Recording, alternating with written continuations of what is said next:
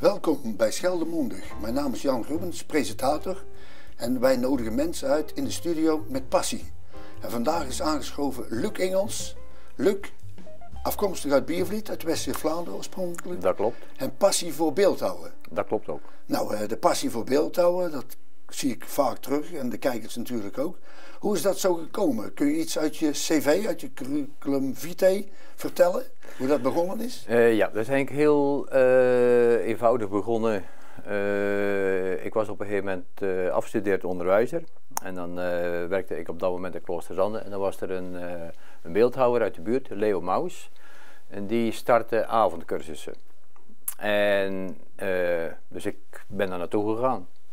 Ik had nog avonden vrij.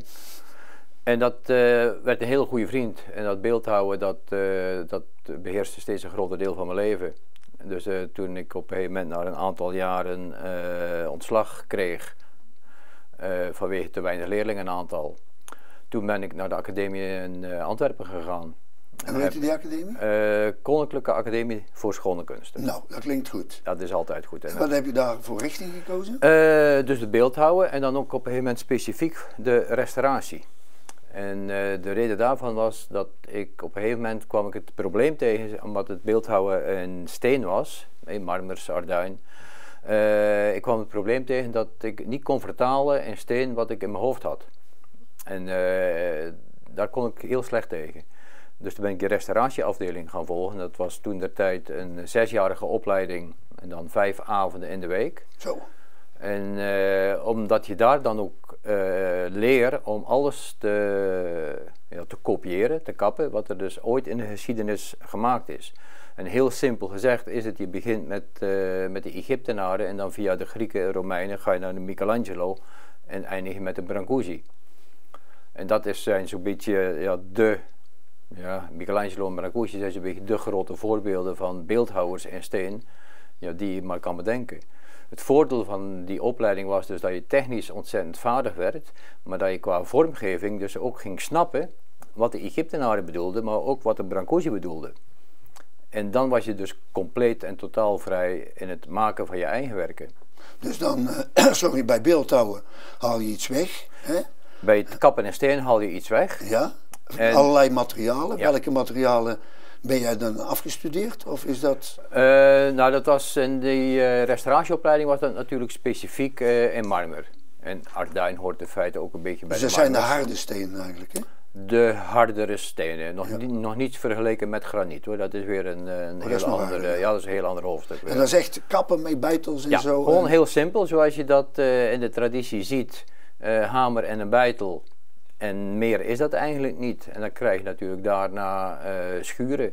Kijk, het enige wat er eigenlijk veranderd is vanaf de Romeinen tot nu toe, is dat je nu met slijpschijven werkt.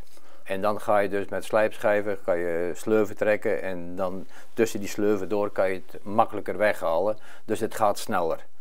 Maar de techniek op zich, het kappen en met de hamer en een beitel, dat blijft gewoon bestaan. Wil niet tenminste in die vormgeving werken zoals het toen ook werkte.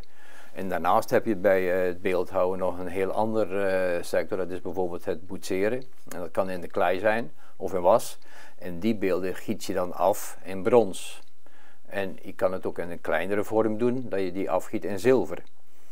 En dat is afhankelijk van de grootte en het formaat wat je wil hebben. Nou spring jij over op zilver. Heb je daar ook nog een studie voor gevolgd? Ik ben toen ik ongeveer, even kijken, 50 jaar was, ben ik een opleiding begonnen voor edelsmeden in Antwerpen ook weer op de academie. En die duurt dan ook weer 6 jaar? En dan 4 die duurt eigenlijk ook 6 jaar, ja. En Maar dan, nee, dat was minder. Dat was 2 avonden per week en dan van 6 tot 10.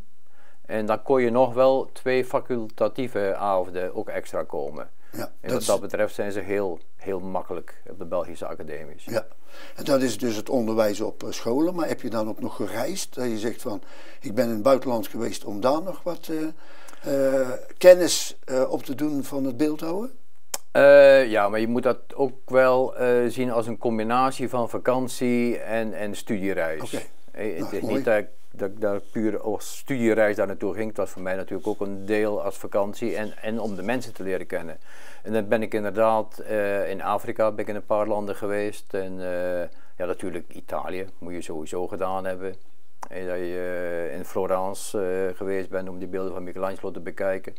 Maar ook in Azië ben ik in een aantal landen geweest. Okay. En dan doe ik het ook het liefst dat je gewoon rondtrekt met de rugzak. En dan ook slaap in de hotelletjes waar de mensen zelf ook slapen. Ja. En welke werken kunnen we nog voor jou zien in Zeeuws-Vlaanderen of vooral van de gemeente Sluis? Welke kun je noemen? In de gemeente Sluis staat er geen vrijwerk van mij. En met vrijwerk bedoel ik dus gewoon een werk wat je maakt. Waar je voor de rest ja, niks aan moet denken aan opdrachtgevers of wat dan ook. Ik ben wel bezig met een restauratieopdracht in de gemeente Sluis. En welke zijn dat? Dat is het Sint-Janskerkhof ja, midden in het oude centrum eigenlijk van Sluis. Het heet het Sint-Janskerkhof, maar het is eigenlijk de restanten van een oude kerk. De Sint-Janskerk die rond 1810, als ik me niet vergis, afgebrand is. En zoals vroeger gebruikelijk is, dan werden de edele of de rijke mensen, die werden dan in de kerk begraven. Ja. En dan zijn er door de gemeente, in samenwerking met de stichting Sint-Janskerkhof, zijn er dan 6 oude monumenten uitgehaald. En welke tijd zijn die dan? Dat is zo rond 1650, tussen 1650 en 1750. En dat zijn dus hele grote grafzerken. Degene waar ik nu aan bezig was, de laatste, dat was een grafzerk van ongeveer 3 meter op 2 meter en dan 20 centimeter dik. En dan praat je, om een idee te geven, praat je dan over ongeveer 2500 kilo per stuk. En waar restaureer je dan? Die restaureer ik momenteel, heb ik er van de 6 die eruit gehaald zijn, moesten er de 3 bij elkaar geplakt worden. Want die waren, bijvoorbeeld de ene was in 26 verschillende stukken gebroken. Oh. Dus het is echt een legpuzzel waarvan er zo nog een stuk of 10 stukken ontbreken. En mag ik dan even vragen, hoe lijm je ze dan aan elkaar? Of hoe doe je dat dan? Ik maak eerst een betonnen grondplaat. En je maakt dan de onderdelen dus schoon. En dan ga je dus inderdaad als een puzzel ga je proberen van die past daar. En oh ja, hier is er nog een stukje dat past daar tussen. En dan blijven er natuurlijk ontbrekende stukken zijn. Maar ja, en die worden dan opgevuld met cement. En wanneer gaan ze dan weer terug van die gemeentewerken naar de plaats van bestemming? Dat zal binnen nu en 2 maanden zijn. Dus ze liggen nu op de gemeentewerkplaats. En daar heb ik ze dan ook grotendeels gerestaureerd. En die 3 zerken die zijn echt gerestaureerd, dat ze bijgewerkt zijn, dat er opnieuw uitgekapt is. En daar moet ik ook wel bij zeggen, daar heb ik dus heel veel steun van gekregen, ook van de gemeente Sluis. En dan zeker Jackie van Kuik, die dan een beetje de uitvoerder is van de gemeentewerkplaats. Die heeft daar heel veel bij meegeholpen. En dus in mei kunnen we ze dan gaan zien op de... Mei, juni. Ik durf nog geen datum te stellen, want de plaats waar ze moeten komen, die is nog niet helemaal gereed gemaakt. En dat was wel de planning dat dat in maart zou gebeuren. Maar vanwege de eerste vorst en dan de vele regen erop, ja, ze moeten daar een bepaalde grondwerken moeten ze maken. Ja, dat was tot nu toe niet mogelijk, dus vandaar dat het een beetje uitgesteld is. Ja. En dan moet ik ook, als het eenmaal de grondwerken gereed zijn en de stenen zijn geplaatst, dan moet ik daar nog een beetje details aan bijwerken. Omdat als je het moment dat je die restauratie doet en het zijn allemaal oude ornamenten die in die stenen verwerkt zijn, dan moet je ook een beetje rekening houden met hoe de lichtinval is. Dat je bepaalde onderdelen bijvoorbeeld rechtsonder wat verder uithaalt, omdat het licht vanaf linksboven komt. En daardoor krijg je extra dieptewerking. En dat deden ze vroeger in de kerk, hielden ze daar ook rekening mee van waar is het raam, waar komt het meeste licht door. En aan die kant werd het ietsje hoger gehouden. En de kant waar de schaduw was, werd het ietsje dieper gemaakt, omdat je daardoor meer leven erin kreeg. Oh, dat wist ik niet, zeg. Weer wat bijgeleerd. Ja. En welke werken in Zeeuws-Vlaanderen zou jij willen benoemen? Die van jouw hand zijn dan? Het oude Neckerman in Terneuzen. Daar staat dus, Neckerman maakte toentertijd reclame. Ja, het bestaat nou niet meer. Nee, Neckerman bestaat niet meer. Dus maar jouw beeld was wel. Blijkbaar niet zo goed, maar daar maakten ze reclame met de dikste catalogus van Nederland. Dus daar heb ik dan maar een boek voor gemaakt. En ik heb ook in gemeente Sluis, staat er dan ook een beeld van mij. En hoe heet dat? Dat is in gemeente Sluis, is het is inderdaad ook een boek, maar dan staat er op de voorpagina staat er een afbeelding van het verhaal van Reinhard de Vos. En een van de, wat dan heette de verdietsels. En dat is eigenlijk een van de lessen die dan in het boek verwerkt zitten. En in Axel, heb je daar ook nog beelden? Of in de Oost? Wel bij particulieren en bij bijvoorbeeld bedrijven. Daar staan dus, in Terneuzen staan er ook nog een paar beelden bij bedrijven. Maar die staan dan binnen. Dus ja, daar, dat is een beetje moeilijk, ja. Ja. Zeg, in Parijs? Parijs staan niet echt beelden van mij, maar daar heb ik wel gerestaureerd. En dat was het graf van Conrad Busquin-Gewet, van de schrijver. Dat heb ik gerestaureerd en ik heb het graf van een toentertijd heel beroemde schilder, een heel bekende schilder, en dat was van Spaandonk. En dat ligt dan ook op het bekendste begraafplaats van Parijs, op Père Lachaise. Okay. Vlakbij, kan ik even niet op de naam komen. Nou, in ieder geval in Parijs. Oké. Ja. Goed, behalve dat geef je natuurlijk ook workshops. Ja. En wat doet dat met mensen? Cursussen. Nou ja, die komen helemaal los van hun dagelijkse beslommeringen. Ja. En dan moet je ook kijk, ik geef workshops, dat is dan voor mensen van heel Nederland en België. En die kunnen dan ook blijven logeren bij ons. Die kunnen dan een weekend of een hele week zitten ze compleet intern. En dat zijn eigenlijk heel ontspannende dagen, ook voor mij en ook zeker voor de mensen die de workshop volgen. Maar dan beginnen we rond 10 uur met beeldhouden, 's ochtends tot 10 uur 's avonds. Toch wel een pauze tussendoor? Er zitten wel eetpauzes tussen. En dus het is natuurlijk ook geen verplichting. Het is niet dat ik zeg van jongens, je moet nou per se beginnen en je moet per se doorgaan tot 10 uur 's avonds. Maar die mogelijkheid geef ik dan om les te geven. En dat duurt dan een hele week of zo? En dat duurt dan een hele week, bijvoorbeeld van maandag tot en met de vrijdag. En ik geef ook gewoon cursussen. En momenteel heb ik 3 groepen. De woensdagavond is er een groep, de donderdagmiddag en de donderdagavond is er een groep. Die komen beeldhouden. En nou zijn we weer met plannen bezig om in West-Vlaanderen ook weer een cursus beeldhouden te starten. Dat hebben we toen toonbeeld van de kaart verdween. Hebben we dat 1 jaar gedaan en dat liep redelijk, maar niet voldoende. Het tweede jaar waren er niet voldoende aanmeldingen om door te zetten hier in West-Vlaanderen, omdat je natuurlijk, je moet gelijk met een ruimte huren, dus je investeringen die zijn dan iets te riskant. En hoe gaat het nou verder dan? En toen hadden we het op een gegeven moment met samenwerking met Willem Beer opgestart. Die heeft toen kanker gekregen en die is dan overleden. Dus dat is ook weer stilgestaan. En dan hadden we ook al een gesprek met Frank Neefs. Van het Swing College? Ja, de directeur. Dus die had in principe ook een ruimte beschikbaar gesteld. Maar die gesprekken moeten we dus weer opnieuw gaan voeren met Frank Neefs. Of dat eventueel kan. En het staat en valt natuurlijk met het aantal aanmeldingen dat we krijgen. Ja. En dat zouden we dan in principe ook kunnen combineren met mijn vrouw, die maakt dan hoeden. En dan ben je natuurlijk minder afhankelijk als zij dan een aantal cursisten heeft en ik een aantal cursisten, kan je al iets sneller starten. Ja. Maar dat zijn dus nog toekomstplannen. Dat hopen we in ieder geval dat we daarmee voort kunnen zetten. Ja, en behalve het beeldhouden, die workshops, doe je ook zilvergieten? Ja. En daar heb je een paar voorbeelden van meegebracht. Ja, dat klopt. Nou, ik hoop dat je die kunt laten zien. Dit zijn dan kleinere voorbeelden. Ja, dit is dan brons, maar dat is dan wel de techniek van het zilvergieten. En dit is puur zilver. En dat ziet er niet uit zoals de meeste mensen verwachten wat zilver is. Want dan verwachten ze iets glimmends metaalachtig. Maar vandaar ook dat ik deze met brons meegenomen heb. Van brons weet iedereen, dat kan je met de zuur bewerken. En dat kan groen worden, dat kan bruin worden, dat kan zwart worden. Je kan er een heleboel verschillende kleuren in krijgen. Dat is een koperlegering, hè? Ja. Brons. En met zilver is dat eigenlijk precies hetzelfde. Oké. Je kan met bepaalde zuren kan je het wit houden, maar je kan het ook zoals het hart hier binnenin. Dat is trouwens van een echt schaap van ongeveer 4 maanden is er het hart bij de slager eruit gehaald. En daar heb ik dan een mal van gemaakt. En die mal is van?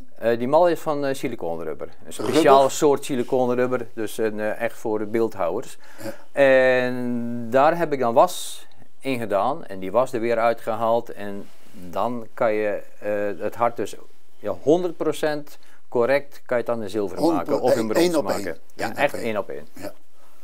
En, dus hier heb je dan 2 harten en hier 1. Ja, en de symboliek hierachter. Ja, want het is gewoon, ik vind het sowieso een van de voorwaarden waar een beeld aan moet voldoen, is onder andere dat het er mooi uitziet. En nou is wat mooi, wat niet mooi is, dat kan je over discussiëren. Maar dat is een kwestie van smaak. Min of meer, maar je hebt toch wel esthetische normen waar het aan moet voldoen. Bijvoorbeeld een van de esthetische normen is een gulden snede. Dat je bepaalde verhoudingen hebt. Kijk, als je dit hier zou afsnijden, dat die onderste helft er niet is. Dan klopt het niet. Dan klopt de verhouding niet meer. Dus je hebt altijd in esthetiek zit er een bepaalde verhoudingen. En dat is zelfs als je heel simpel een schaar maakt of een tafel. Alles wat er ooit ontworpen is, ook wat er in de keuken is, daar zit altijd een verhouding in. Waardoor het aantrekkelijk oogt. Dan vind ik ook dat er in een kunstwerk, dat er ook een bepaald verhaal, een bepaald gedachte achter moet zitten. En die gedachte moet je niet altijd volledig uitgelegd krijgen. Want als je een heel vel papier nodig hebt om een gedachte achter een schilderij of achter een beeldhouwwerk duidelijk te maken, dan kan je beter schrijver worden, want dan heb je niks meer, dan voegt het beeld niks meer toe. Dus je moet als toeschouwer, als je zoiets bekijkt, moet je een bepaald idee hebben. En dan kan je als maker wel wat helpen door bijvoorbeeld te zeggen, het is gemaakt van een schaap. Een hart van een schaap. Nou, als je praat over een hart, dan kan je heel fysiek gewoon denken aan je eigen hart. Wat in een stelling staat, dus wat onderhoud nodig heeft. Dus je moet zorgen dat je gezond eet, dat je moet sporten, enzovoort, enzovoort. Maar een hart is ook een symbool van allerlei andere zaken. Als je in het christendom bekijkt, is het hart een symbool van Christus. Klopt. Met het lijden wat hij heeft, enzovoort, enzovoort. Die spiezen die zijn er ook doorheen gegaan. Het hart is een symbool van de liefde.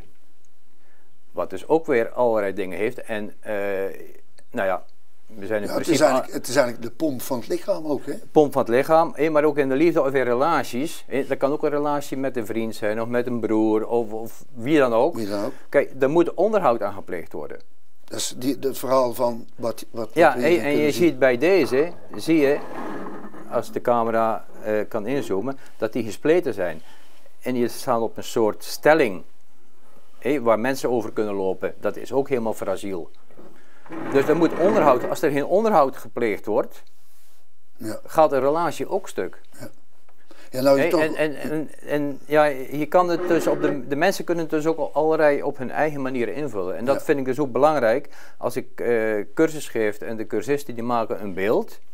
En dat kan natuurlijk variëren van gewoon, ik maak een schelp en dan maak ik die schelp zo goed mogelijk.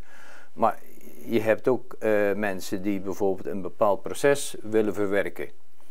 Ja. En dan maken ze meer dan alleen een schelp. Ja. En dat verhaal, dat moet ook een beetje tot uitdrukking komen in hetgene wat ze willen maken. Hetgene wat ze willen verwerken, wat ze duidelijk willen maken. Dus en je moet daar emotie in zitten. Hè? Er moet emotie in zitten. Ze moeten daar verder mee kunnen. Als een ander dat beeld ziet, dan moeten zij... Ik weet iemand op een gegeven moment die had een bepaald verlies te verwerken. En die had daar dan in het beeld was er een bepaald stuk afgebroken. Ja. En dat heeft ze dan laten zitten. Maar dat was dan heel duidelijk, dat paste er niet bij. Maar doordat het er niet bij paste, zag een ander van dat er iets niet klopte. Ja, ja. Kijk, en dan heb je het gevoel van, er is een verlies. Voor de ene vrouw is dat een heel persoonlijk verhaal. Ja. En als een ander daardoor kan voelen, er klopt iets niet, dan wordt het een stuk universeler. En dan ben je dus, denk ik, goed bezig. Ja. Ja, zo doen we dat ook even denken aan... je hebt een project gedaan met dames die kanker hadden en zo. En daar heb jij ook af... Ja, het is eigenlijk... Het was een heel groot project. Kijk, maar dit zijn dan allemaal kleine beeldjes. Ja, maar dat op de dijk daar... Ja. En dat project wat ik dan deed met de dames, dat was eigenlijk mijn achtergrondfilosofie was een levensverhaal vertellen. Of het levensverhaal vertellen. Wat heel veel mensen in feite wel eens willen doen. Maar dan moet je oppassen dat het geen stripverhaal wordt. Dus ik heb toen een heleboel dames bereid gevonden om als levensmodel dat daar een afdruk van mocht nemen. En de jongste was ongeveer 10 jaar. De oudste was ongeveer 82, dus dan zit je al aan het begin van het leven, je zit aan het eind van het leven. Ik heb speciaal dames gekozen omdat je aan een dameslichaam bijvoorbeeld de puberteit kan zien. Je kan zien, van jong naar oud, dan veranderen er fysiek een heleboel zaken die puur voor vrouwen gelden. Bij mannen wordt het toch al iets moeilijker om bepaalde ontwikkelingen te zien, uiterlijke kenmerken te zien. Dan is er nog een praktisch voorbeeld of voordeel. Dames zijn minder behaard en bij mannen die worden op een gegeven moment toch te behaard. Als je dan een mal moet maken, ja, dan zitten al die haren in de weg. En om nou iedere keer een man helemaal kaal te scheren, dat wordt ook een beetje lastig. Ja. Je zoekt dan op een gegeven moment in het levensverhaal dat er dus ook zaken fout gaan. Want dat hoort ook bij het leven. Bij de dames was het dan op een gegeven moment dat er... dat was eigenlijk, ja, je zit dus in je hoofd met dingen die je wil uitdrukken. En dan kwam ik op een gegeven moment dames tegen met borstkanker. Die borstkanker gehad hadden. Dus dat er een borst afgezet werd. Of 2 borsten. Dat is dan... en dat praat ik puur over voor het project. Dat is, voor mij was dat gewoon een godsgeschenk. Oh ja. Want dat laat zien dingen die fout gaan in het leven. En dat staat dan ook weer symbool die fysiek fout gaan. Maar dat kan dus ook in relaties fout gaan. Ja. Er zijn hele grote, dikke dames ertussen. Er zijn hele slanke dames tussen met anorexia. En het heeft op een dijk gelegen, vlakbij Walshoorde, per polder. En dat besloeg ongeveer 150 meter keer 30. Dus dat is echt een gigantisch project. Er waren 200 lichamen die er lagen.